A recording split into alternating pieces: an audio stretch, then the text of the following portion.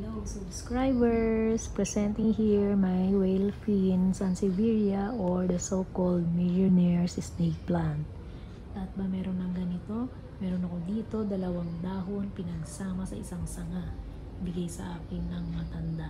Kita nyo naman, kasya ang aking palad sa kanyang dahon. Napakalaki. O, diba?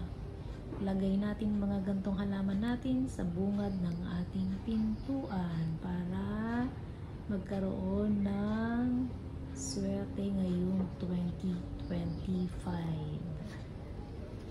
Yan, tingnan natin ang overview, paikutin natin ang lalaki ng dahon, malusog na malusog na. Thank you for watching. Kung nagustuhan, please like and subscribe. Thank you.